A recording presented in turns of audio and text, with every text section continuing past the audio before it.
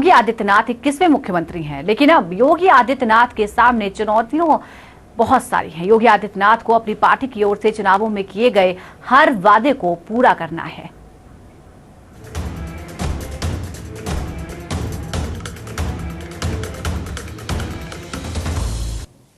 पंडित दीनदयाल उपाध्याय जी की जन्मभूमि और कर्मभूमि का सौभाग्य प्राप्त किया है। ऐसे महापुरुष को नमन करते हुए सरदार दीनदयाल जी के अंत्योदय के उस सपने को साकार करने के लिए हमारी सरकार पूरी तरह संकल्पित है। 19 मार्च को योगी आदित्यनाथ के रूप में यूपी को 21वां सीएम मिल गया। इससे पहले मुख्यमंत्री चुनने को लेकर बीजेपी नेताओं में खूब भागम भाग हुई, लेकिन बाजी योगी मार गए। यूपी के नए मुख्यमंत्री योगी आदित्यनाथ और उनके टीम के सामने कई बड़ी चुनौतियां हैं, जिससे उन्हें पार पाना है। विकास का राग छेड़ने वाले बीजेपी पर जनता ने भरोसा जताया और वोट देकर भारी बहुमत से जिताया। अब यूपी के मंत्री भी प्रदेश के विकास की बात कर रहे हैं। बात हुई है, बैठेंगे अभी और आगे की रणनीति तय करेंगे उत्तर प्रदेश को विकास के पथ पर आगे ले जाने के लिए। मोदी जी के जो विकास का सपना है उत्तर प्रदेश में हम सभी पूरा मंत्रिमंडल मिलकर के साकार करने का काम करेंगे। उसके अनुरूप इस प्रदेश को निश्चित रूप से विकास के पथ के ऊपर आगे बढ़ाएंगे, एक स्वच्छ साफ सुथरी सरकार देंगे। प्रदेश में विकास कितना जरूरी है ये योगी आदित्यनाथ भी अच्छी तरह से जानते हैं, क्योंकि इस बार बीजेपी ने चुनाव में विकास को ही मुद्दा बनाया था और इसी दम पर बीजेपी ने यूपी में जीत का परचम लहराया। राज्य सरकार उत्तर प्रदेश को विकास और खुशहाली के रास्ते पर तेजी से आगे बढ़ाने के लिए जो भी प्रभावी कदम उठाने की आवश्यकता पड़ेगी उसमें कहीं भी कोई कौर कसर नहीं छोड़ेगी। यूपी में 75 जिले हैं और देश का सबसे बड़ा प्रदेश है। योगी के सामने विकास के अलावा और भी कई चुनौतियां हैं। योगी आदित्यनाथ के सामने सबसे बड़ी चुनौती है यूपी की कानून व्यवस्था। अब देखना है कि योगी और उनकी टीम कैसे यूपी में कानून व्यवस्था की लगाम कसती है। इससे पहले अखिलेश सरकार पर यूपी के कानून व्यवस्था को लेकर सवाल उठते रहे। यूपी की पुलिस भी अपराधों को लेकर सवालों के घेरे में रही। अब उम्मीद की जा रही है कि योगी के आने के बाद सब कुछ पटरी पर आ जाएगा। भ्रष्टाचार और परिवारवाद के साथ साथ कानून व्यवस्था की बदहाल स्थिति से यहां की जनता को भारी नुकसान पहुंचाया है।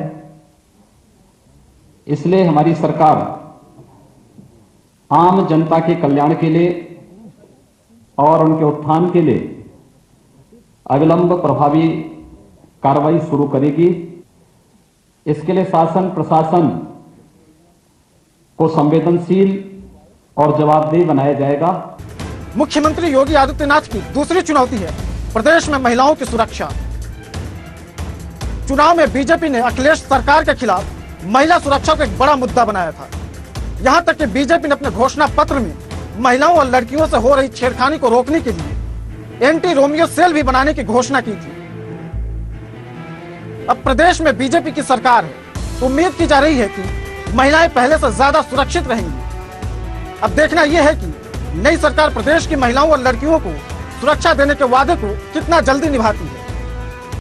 प्रदेश सरकार महिलाओं के सशक्तिकरण, उन्हें समान अवसर देने के लिए हर संभव प्रयास करेगी। महिलाओं की सुरक्षा, सशक्तिकरण और सम्मान के लिए कोई कोर कसर बाकी नहीं रखेगी। उत्तर प्रदेश की कानून व्यवस्था चाक चौबंद रखने के लिए सरकार निरंतर पूरी सजग तरीके से कार्य करेगी। योगी और उनकी टीम के सामने तीसरी सबसे बड़ी चुनौती है किसानों की खराब होती आर्थिक स्थिति। किसान चाहे गेहूं, धान, मौसमी सब्जियों की खेती करने वाला हो या फिर गन्ने की खेती करने वाला हो, योगी के सामने किसानों की खराब होती आर्थिक स्थिति को सुधारना सबसे बड़ी चुनौती है। अगर बात करें गन्ना किसानों की, तो पिछले 5 सालों में उनकी स्थिति दिन पर दिन खराब होती गई है। गन्ना खेत से चीनी मिल पहुंच गया, उसकी पेराई भी हो गई, चीनी बाजार में बिक भी गए, लेकिन गन्ना किसानों को गन्ने का पैसा नहीं मिला। यूपी की राजनीति में गन्ना किसानों का बकाया एक बड़ा मुद्दा था। अखिलेश सरकार पर चीनी मिल मालिकों का पक्ष लेने का आरोप लगता रहा है। अब देखना है कि योगी कैसे गन्ना किसानों का बकाया दिलवाते हैं और मिल मालिकों से कैसे तालमेल बिठाते हैं ताकि बंद हो रहे गन्ना मिल आने वाले दिनों में चलते रहे। हमारे प्रदेश की आबादी का एक बड़ा हिस्सा ग्रामीण इलाकों में रहता है। अपनी आजीविका के लिए उन्हें खेती पर निर्भर रहना पड़ता है। इसे ध्यान में रखते हुए राज्य सरकार यह सुनिश्चित करेगी कि कृषि ही प्रदेश के विकास का आधार बने। कृषि, किसान तथा खेतीहर मजदूर, इन तीनों के विकास के लिए हर स्तर पर प्रयास किए जाएंगे। अखिलेश सरकार पर जाति के हिसाब से काम करने का आरोप कई बार लगे और अखिलेश की जातिवाद की राजनीति कई मुद्दों पर दिखी थी। बात करें योगी आदित्यनाथ की, तो इनकी छवि एक कट्टर हिंदूवादी नेता की है और उनका भगवा वस्त्र, पूर्व में योगी द्वारा दिए गए बयान भी लोगों के मन में उनकी छवि को एक सांप्रदायिक नेता के रूप में दिखाती है। योगी आदित्यनाथ को कट्टर हिंदूवादी छवि से बाहर निकलकर अपनी छवि को एक उदारवादी नेता और मुख्यमंत्री के रूप में बनानी होगी। लोक कल्याण के प्रति समर्पित यह सरकार बगैर किसी भेदभाव के समाज के सभी वर्गों के लिए समान रूप से कार्य करेगी। अखिलेश सरकार पर युवाओं को रोजगार देने को लेकर जाति के हिसाब से तरजीह देने का आरोप भी लगते रहे हैं, चाहे वो प्राइवेट सेक्टर हो या फिर यूपीपीएससी में यादवों को ज्यादा महत्व देने का मुद्दा हो। इसके विरोध में छात्र कई बार सड़कों पर भी उतरे। अब योगी के सामने बिना किसी पक्षपात के युवाओं को रोजगार देने की सबसे बड़ी चुनौती है। प्रदेश में शिक्षा का उन्नयन, युवाओं के लिए रोजगार के अवसरों में वृद्धि, आम जनता को स्वास्थ्य और परिवहन की अच्छी सुविधा प्राप्त हो। भारतीय जनता पार्टी की यह सरकार इस दिशा में ठोस प्रयास करेगी। सरकारों के बदहाल शासन का खामियाजा प्रदेश की युवा पीढ़ी को भुगतना पड़ा है। युवाओं को गुणात्मक शिक्षा सुलभ हो और कौशल विकास के माध्यम से उन्हें रोजगार के सुगम अवसर प्राप्त हों, इसके लिए भी प्रदेश सरकार पूरी संवेदनशीलता से कार्य करेगी। सरकारी नौकरियों की भर्ती प्रक्रिया को भ्रष्टाचार विहीन एवं पारदर्शी बनाया जाएगा।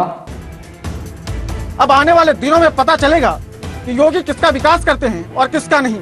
योगी और उनके टीम के सामने इन सब के अलावा एक और चुनौती है, वो है 2019 में लोकसभा चुनाव में बीजेपी को एक बार फिर से यूपी में भारी जीत दिलानी थी। इन तमाम चुनौतियों के साथ साथ योगी हमारे इस खास